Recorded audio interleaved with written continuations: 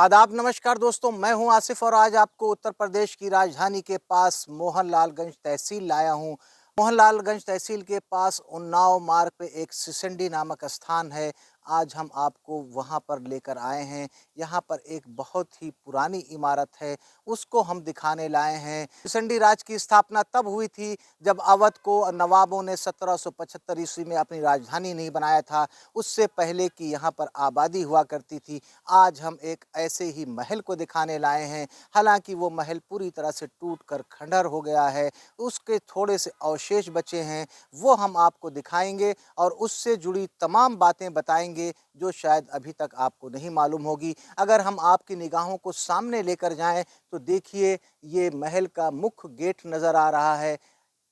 अगर हम उसकी मेहराब की डिज़ाइन दिखाएं तो देखिए, प्लास्टर के ऊपर कितनी शानदार तरीके से नक्काशी की गई है और जो अवध प्रांत में मछलियों के निशान बनाए जाते थे, यहाँ पर आपको नज़र आ रहे होंगे। देखें, प्लास्टर के ऊपर कितनी बारीकी से और खूबसूरती से बेल की डिज़ाइनों को उकेरा गया है। कितनी शानदार बेल और पत्तियां प्लास्टर के ऊपर आपको नज़र आ रही होंगी। ये अंदर का हिस्सा है और नीचे देखें उसके जो कंगूरे बने हैं और उसके ऊपर आप देखेंगे तो यहाँ पर भी काफ़ी बड़े साइज़ की जो बेल बनाई गई है प्लास्टर के ऊपर, वो आपको नज़र आ रही होगी। बीच में एक कलश जैसी डिज़ाइन बनाई गई है और उसके ऊपर देखें तो जो उसके छज्जे हैं, उसके नीचे भी डिज़ाइन बनाई गई थी। हालाँकि वो काफ़ी कुछ टूट गई है, लेकिन ये गेट का जो मेन एंट्रेंस था, वो हम आपको दिखा रहे हैं। हम अब गेट के नीचे आ गए हैं तो देखें, यहाँ पर दरवाज़ा जो उस समय लगा था, शायद वो अब ख़त्म हो गया है क्योंकि उसका कोई निशान नहीं बचा है। यहाँ पर आपको दिखाऊं तो देखिए, लखौरी ईंटों का इस्तेमाल किया गया है। काफ़ी पतली लखौरी ईंटें हैं और यहाँ पर देखिए चूने का मसाला इस्तेमाल किया गया था, जो कहीं कहीं पे आपको नज़र आ रहा होगा। ये सब नए इसके निर्माण हैं। यहाँ पर बाद में शायद इसको मेंटेनेंस किया गया होगा, इसलिए ये दूसरे तरह का मसाला है। लेकिन यहाँ पर देखें तो आपको चूने का मसाला नज़र आ रहा होगा। अंदर का आपको मैं दृश्य दिखाऊं तो देखिए, जहाँ पर प्लास्टर बचा है वो आज भी काफ़ी मजबूत नज़र आ रहा है। यहाँ पर हम आए तो देखिए, एक पिलर नज़र आ रहा है। नीचे पिलर की चौड़ाई अगर आप देखेंगे तो ज़्यादा है। जैसे जैसे पिलर ऊपर गया है, इसकी चौड़ाई पतली होती गई है और उसके ऊपर भी नक्काशी की गई है। और ऊपर की छत देखें जो पूरी तरह से गिर चुकी है, लेकिन अपने समय में इस पे छत रही होगी। और यहाँ पर देखेंगे तो हमको 3 मेहराब नज़र आएगी। सीधी सपाट मेहराब है, उसके ऊपर प्लास्टर किया गया था और प्लास्टर के ऊपर देखिए कितनी सादगी से यहाँ पर डिज़ाइन उकेरी गई थी। आप देखेंगे तो ये गेट जो था 3 खंड में बना हुआ है। नीचे की मेहराब आपको मैंने दिखाया कि हाफ राउंड में बनी हुई है। ऊपर देखें, आयताकार आपको मेहराब नज़र आएगी, दूसरा खंड है। ऊपर अपनी निगाहों को ले जाएँ तो वो तीसरा खंड नज़र आएगा। हालाँकि पूरी छत यहाँ पर गिर चुकी है और कुछ भी यहाँ पर बचा नहीं है, सिर्फ़ ये दीवारें ही खड़ी आपको नज़र आएँगी। छत को रोकने के लिए लकड़ी का सपोर्ट लिया गया था, लकड़ियाँ बची हैं, ईंटें गिर चुकी हैं। अगर हम आपको यहाँ से अंदर का नज़ारा दिखाएँ, अपने समय में ये चौकोर कच रहा होगा। सामने आप देखिए 3 मेहराबें नज़र आ रही हैं, उसी की तरह ऊपर भी 3 मेहराबें नज़र आ रही होंगी। उसके ऊपर की भी छत पूरी तरह से गिर गई है। ऐसा ही दृश्य आपको मैं इस तरफ भी दिखाऊँ तो देखिए, आपको एक मेहराब नज़र आ रही होगी, वो काफ़ी कमज़ोर और जर्जर हो गई है। हालाँकि अंदर इतना घास-फूस है, अंदर जाने का रास्ता नहीं है, वरना मैं आपको और पास चल के दिखाता। आप देख सकते हैं कितनी बड़ी-बड़ी झाड़-झंखाड़ है और रास्ता पूरी तरह से अवरुद्ध है। हम इसके अंदर नहीं जा सकते हैं। अब हम आपको इधर का नज़ारा दिखाएँ। इधर की मेहराब अगर आप देखें तो देखिए, हाफ राउंड में आपको नज़र आ रही होगी। प्लास्टर के ऊपर नाग के फनों जैसी डिज़ाइन को बनाया गया है। क्योंकि यहाँ के जो शासक थे वो भगवान शिव के उपासक थे, उन्होंने यहाँ पर एक बहुत ही शानदार शिवाला भी बनाया है, वो भी हम आपको दिखाएंगे और उसकी वास्तुकला के बारे में बताएंगे।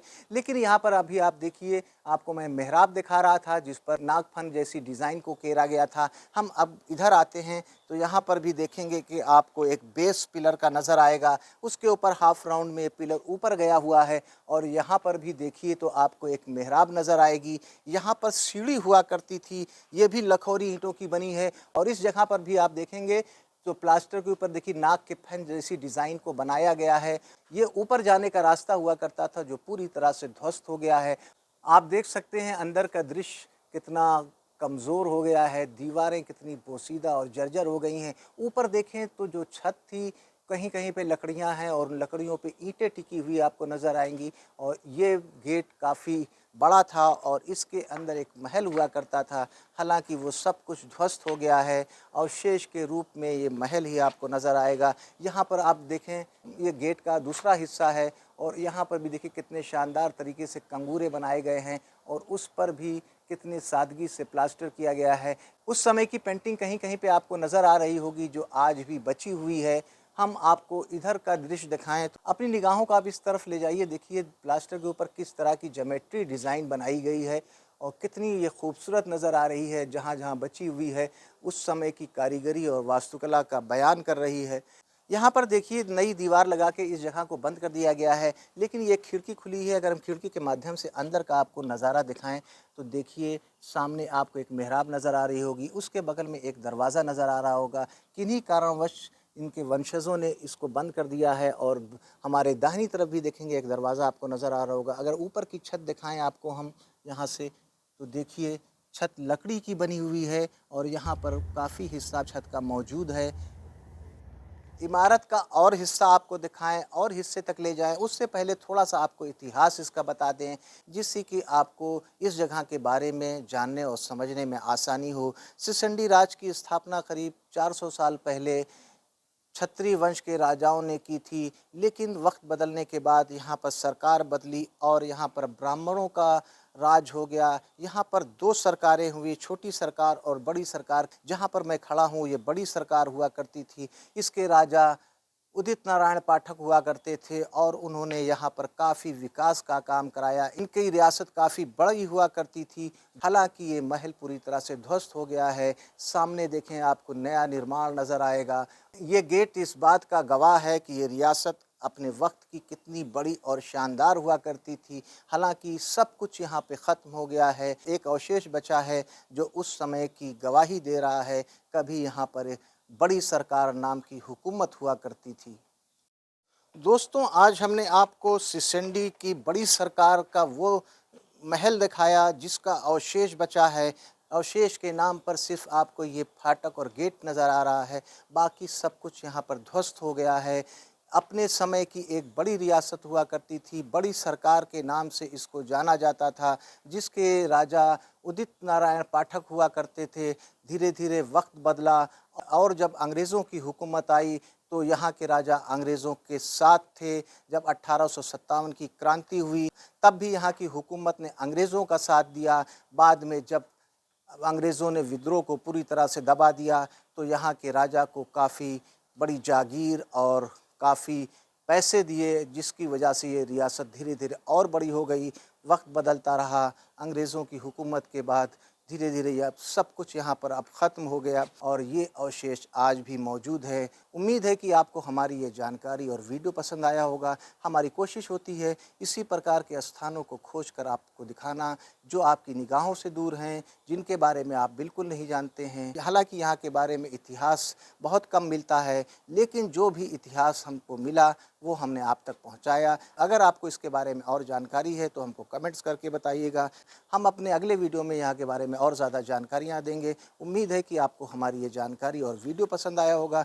अगर आपको हमारा ये वीडियो पसंद आया, तो आप हमारे चैनल हिस्टोरिक आसिफ को लाइक कीजिए, सब्सक्राइब कीजिए और इसी प्रकार के वीडियोज़ के लिए हमारे साथ जुड़िए। अपना प्यार, अपना सहयोग, अपना आशीर्वाद दीजिए। इजाज़त दीजिए आसिफ को। फिर मिलते हैं किसी नई जगह, कुछ नई चीज़ों के साथ। तब तक के लिए जय हिंद, जय भारत।